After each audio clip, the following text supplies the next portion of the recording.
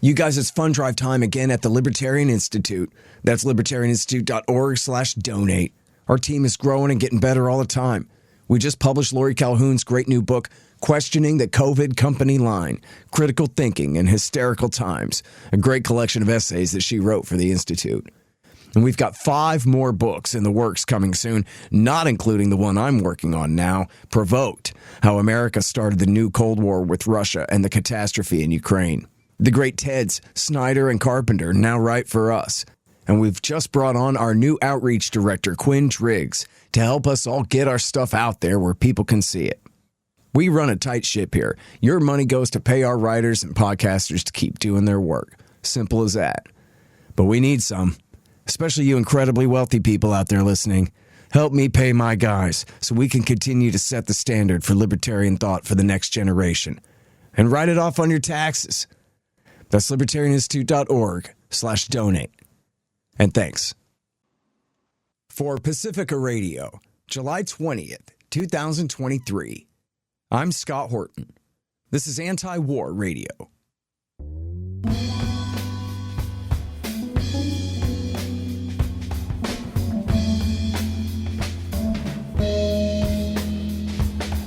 All right, y'all, welcome to the show. It is Antiwar Radio. I'm your host, Scott Horton. I'm the editorial director of Antiwar.com, and I'm the author of the book, Enough Already, Time to End the War on Terrorism. You can find my full interview archive, almost 6,000 of them now, going back 20 years, at scotthorton.org, at youtube.com/Scott Horton Show, and all the other video sites and stuff. And you can follow me on Twitter, if you dare, at Scott Horton Show. And introducing today's guest, it's the Institute's news editor and Antiwar.com's opinion editor, the great Kyle Anzalone. And I want to start with this top news story on Antiwar.com today about Senator Rand Paul and his resolution regarding NATO. What's the big deal there? Yeah, so Rand Paul has been pushing this for a couple weeks now, and what he's hoping to do is change the way that people look at Article 5 of the North Atlantic Treaty Alliance there. And typically it's assumed that if any country in the alliance is attacked, that means that the United States is going to go to war. And Rand Paul's amendment to the NDAA for 2024 said that the Congress would still have to vote to go to war, and that Article 5 of NATO doesn't supersede the Constitution, but this was shot down on a vote of 16 to 83. So this would have been big, but of course, like all good stuff that gets proposed in the Congress, it gets rejected. Yeah, it was just amazing to think that they would vote down a resolution. It's incredible to think. It's one of those moments, you know, I know it's just a debate in the Senate. It's not an actual explosion or, you know, kind of thing. But it seems to me like such a scratch the needle off the record. Everybody stop and look. Everyone pay attention for a second. Look what happened.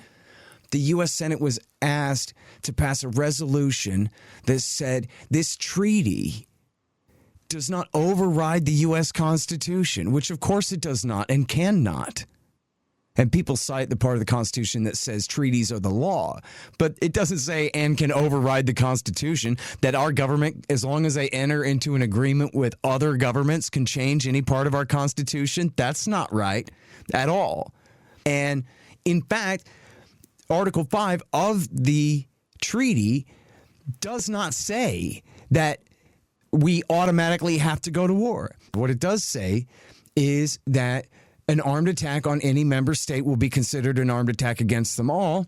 And then it says, if such an armed attack occurs, each of them, the nation states, the members, will assist the party or parties so attacking by taking such actions as it deems necessary, including the use of armed force. So in other words, every member state of the North Atlantic Treaty still gets to choose how they're going to respond in defense of their ally if their ally is attacked. And that's, of course, the Americans, probably more than anyone else at the time, made sure to include that language to show that ultimately, no, it's still up to the U.S. Congress and the American people to decide if we go to war.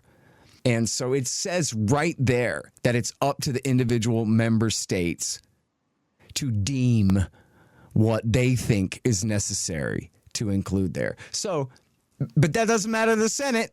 They're like, no, NATO gets to tell us what to do. As long as I don't have to decide and I don't have to take responsibility, says the United States Senate, when they are the holders of the war power, them in the House. Yeah, absolutely, Scott. And Rand Paul's legislation was rooted in Article 11 of the NATO treaty, which states that each country should only act in accordance with each country's respective constitutional processes. And so Rand Paul was really hanging a lot of his legislative, prowess on that, saying that this is the reason we had to do that. And it's interesting, Scott, because at the same time this was voted on, I covered for the Institute a different amendment to the NDAA, which said the president shall not terminate, denounce, or withdraw the United States from the North Atlantic Treaty, except by and when with the advice of the consent of the Senate, provided that 2/3 of senators consent.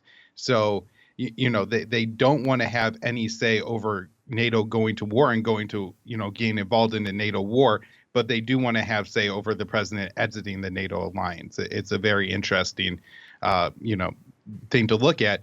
And that resolution actually passed 65 to 28. Mm-hmm. Now, look, for the last 25, 30 years, you could argue that this is just academic. People would think that it is. What is NATO anyway, except a cocktail party circuit for a bunch of fancy pants people that we don't know, but they go and do their little society thing and have their meetings? What does that have to do with anything? It's not like there's a threat. And yet, here we are fighting a massive proxy war with Russia right on their border, where remember when a Ukrainian self-defense, a defensive missile went off target and hit a Polish farmhouse and killed 2 people, that the government of Ukraine immediately blamed it on Russia, and so did an American intelligence official tell the Associated Press that it was a Russian missile strike on Poland. And you had immediately inside the American national security state people jumping up to say, Article 5, we must respond. Are they completely crazy? They really don't think they're like that comedian Owen Benjamin doesn't think there's such a thing as nuclear weapons? Don't worry, we can fight a war with Russia. What are they going to do? Vaporize all of our major cities? Kill millions and millions, tens, hundreds of millions of us? Come on. Well, Scott, our elected leaders certainly act like nuclear weapons don't exist, and that, they've given Ukraine so much support. I think they believe that Russia won't use nuclear weapons, or they would have used them already, and so they could basically get away with anything they want. And just on this not being academic, we've also had different bills and legislations introduced in the Senate, often led by Lindsey Graham and Richard Blumenthal, that have advocated for the United States to take a position that if something would say to happen to the Zaporizhzhia nuclear power plant or any kind of nuclear installation in Ukraine, if any of that fallout breaches any territory skies of a NATO member state, then that would be interpreted and invoke Article 5 of the NATO treaty in the eyes of the U.S. So, they're really pushing for some kind of accident, some kind of spillover for Ukraine to involve the whole alliance in a war. Mm-hmm.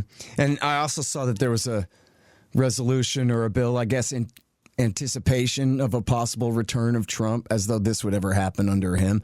But it was a law to make it where no president can get us out of NATO ever. This was the Tim Kaine and Marco Rubio amendment. Uh-huh. Yeah, no that surprise did pass, by the way. Yeah. And of course, as the Democratic Party gets worse and worse and worse on war, and some part of the Republican Party gets better on it finally, the leadership of the Republican Party still can only attack Biden for never doing enough, or at least support him when he does all of his worst, most harebrained things. And so the American people are stuck in the middle of that, a debate between 2 wings of the war party there. And anti-interventionist forces in both parties are reduced to minority status.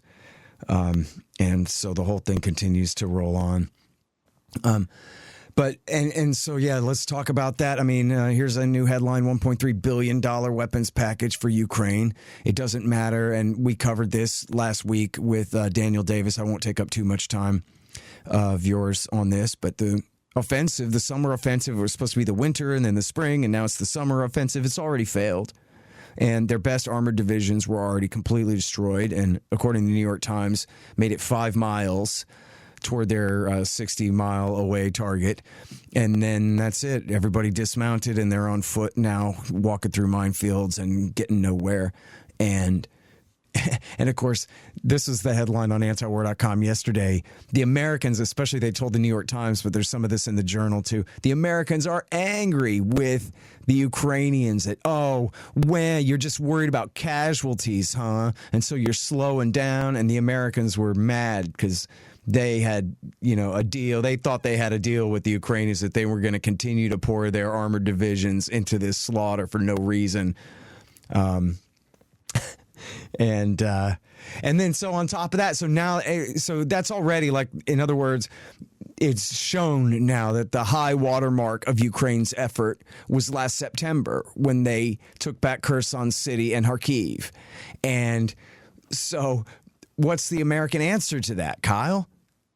More weapons, Scott. That's the only answer America has for this war, is just to get more and more weapons to Kiev.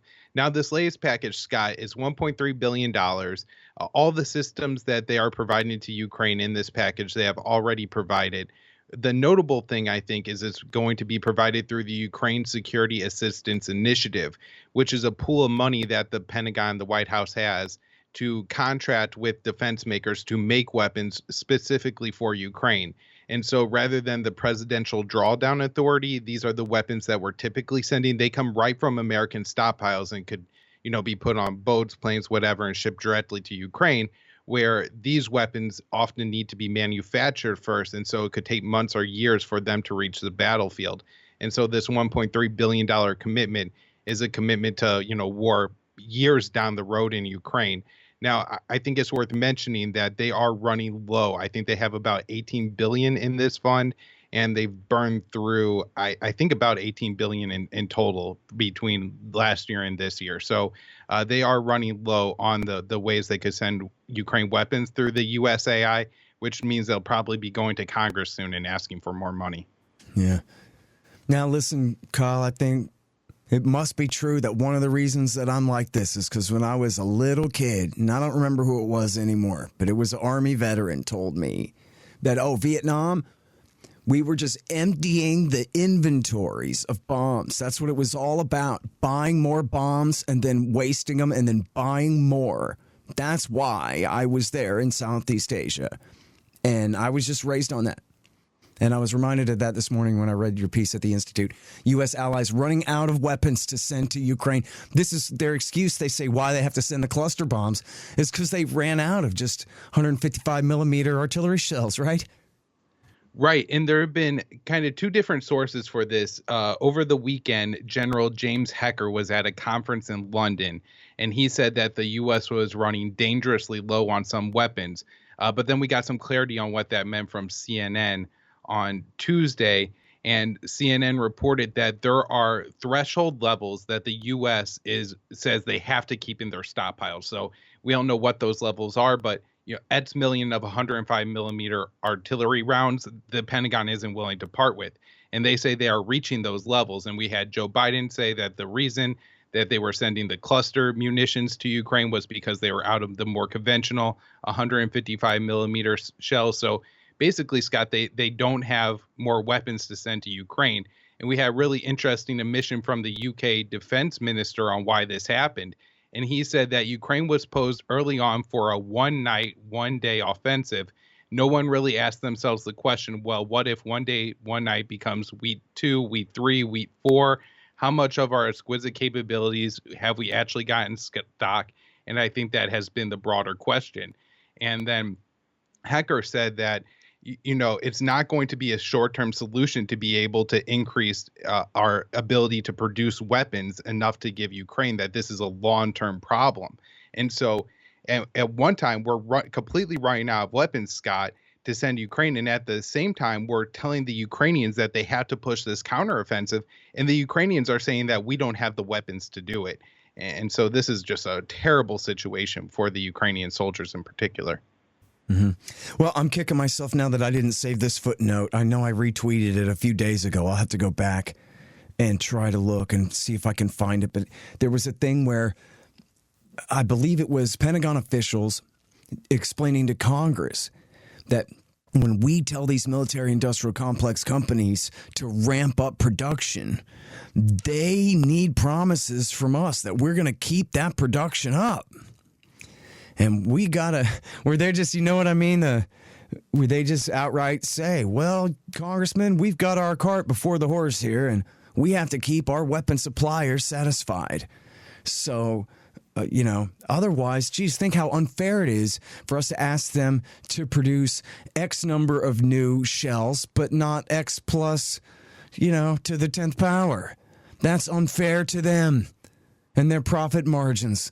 And that's clearly, they admit, they say blatantly, one of their highest priorities here, if not the highest.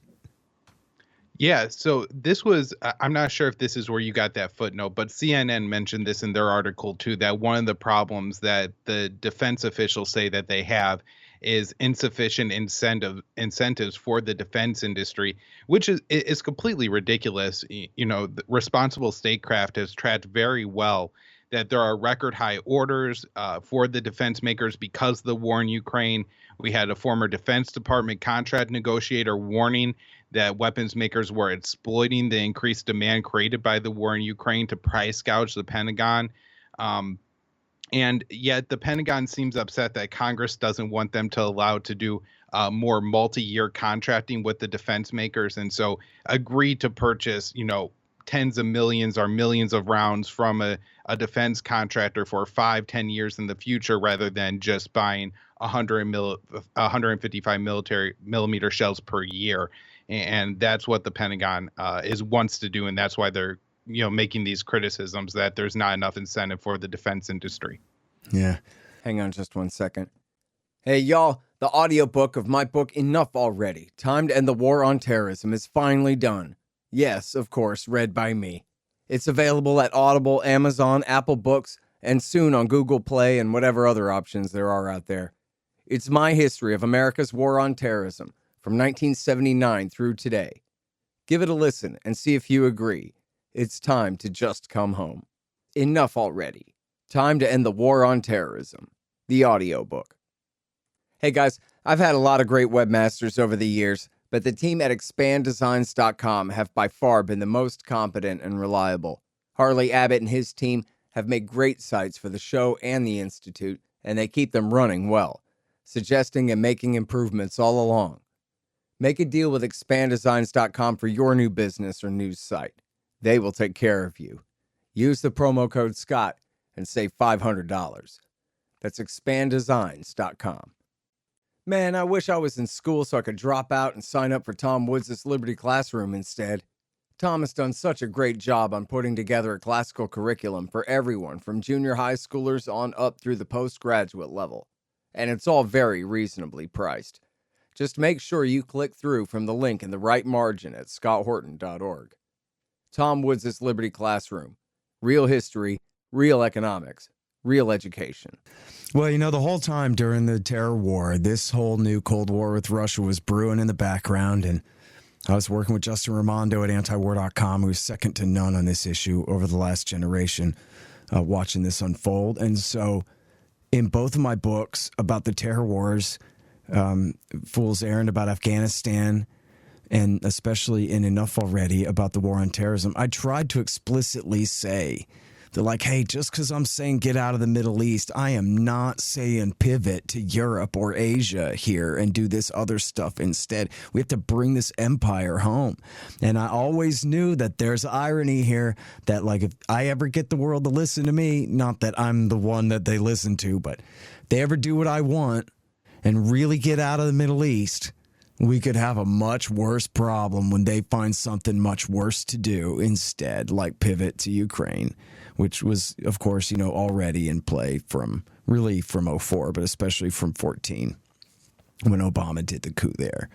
And so here we are. They got out of Afghanistan, and clearly all the defense industry lobbyists said, well, what have you done for me lately, national government? We need something to do. We got inventories we need to empty and refill. you know? Right. Well, you mentioned it at the start of the show that there's some Republicans that are getting better, particularly on the war in Ukraine. But so many of them just want to change the direction of the Defense Department from Russia to China or Mexico. We have a lot of serious Republican candidates for president saying that the U.S. needs to go to war with Mexico and that they plan to send special forces and armed drones to Mexico to make that happen. It's funny because it sounded like just kind of some outlandish thing that one or two of them said as a talking point for being on TV or whatever. But now it's like a contest where they all have to say that they all believe in it and agree with that too. Maybe some focus group told them that people want to hear that. They think they're going to get an agreement from the government of Mexico to send in the Delta Force and the drone warriors. Yeah, that'll solve your immigration problem. Just set Mexico on fire. Like the drug war hasn't done enough to cause this problem in the first place. But they think they're going to destroy black market pill distribution networks with missiles and bombs. It's completely crazy. And I could see, them talking themselves into actually doing it at some point, doing some kind of missions. You figure it out, maybe God knows how bad it could be. Hopefully somebody at the Pentagon is telling them, no. Fighting the Sierra Madre, really? Come on, man. These people are bananas. Hey, they tried Afghanistan for 20 years. I don't know. I mean, I could imagine this polling well, Scott. Fentanyl is a huge problem in America. I mean, everybody knows somebody who's dying of this terrible, terrible thing. And nobody has any solution for it. And the Republicans are saying, well, we'll blow people up. And people like that.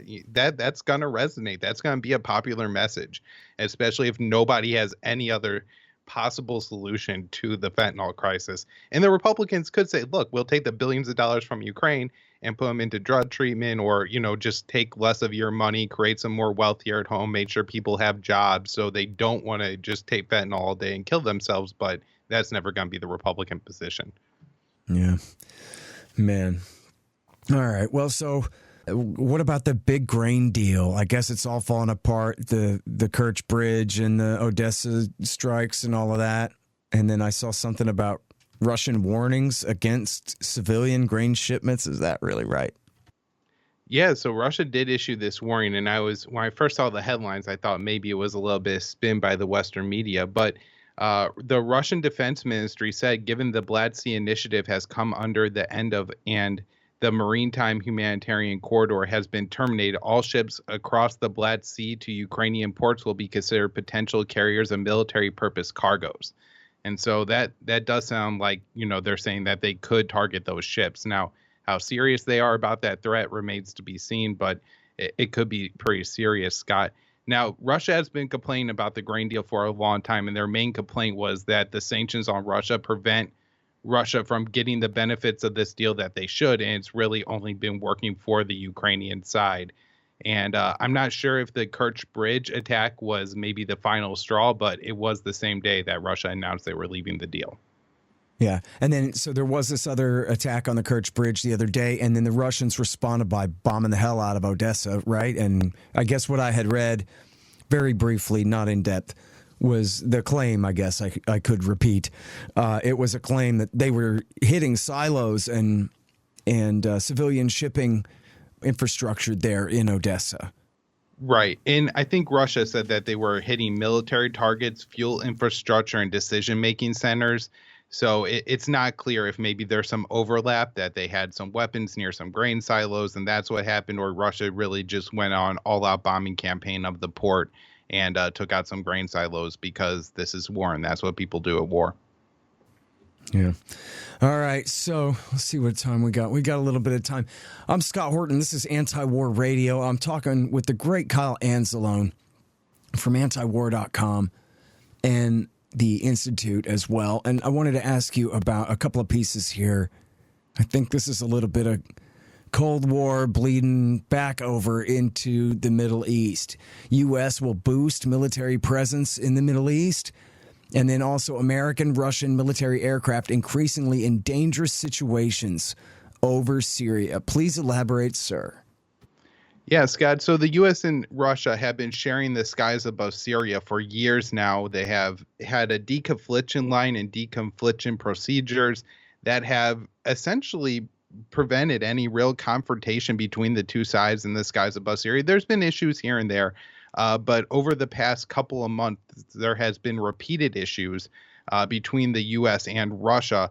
The U.S. has accused Russia of harassing American drones, and they did release a video showing a Russian plane activating its afterburners right in front of a drone.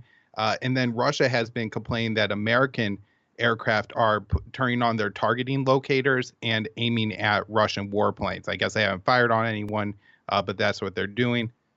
Russia is also complaining that the U.S. is carrying out a lot of military activity in the skies around the Al-Tanf garrison. This is a U.S. military base on the Iraq-Syria border, and the U.S. has carved out a little zone around that base that doesn't allow Syria in.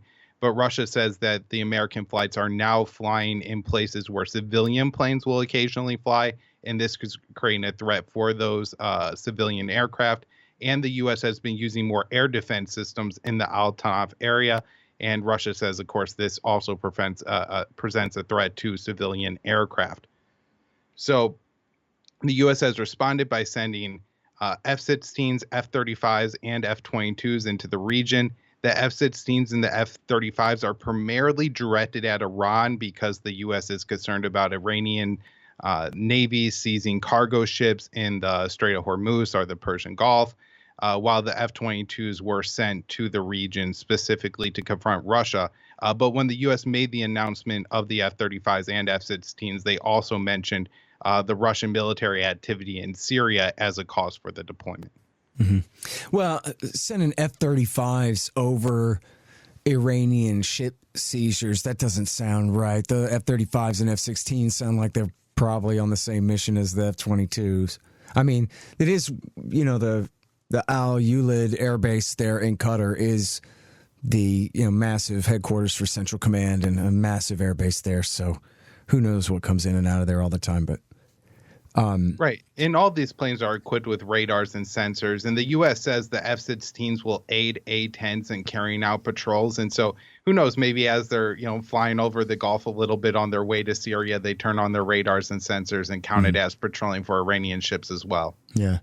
All right. Now, I know it's a complicated mess, but can you try to untie for the audience here why it is that America and Russia are coming into conflict over Syria when I thought, I'm pretending to be this ignorant for the sake of argument here, that America and Russia essentially are on the same side in Syria. Their only enemy is ISIS on the ground, who they both continue to bomb, right? Kyle, what don't I understand? Well, ISIS has been gone for a few years now, and this is the real problem. From 2015 till 2019, I think the U.S. and Russia had an easier time in Syria because there was a real common enemy.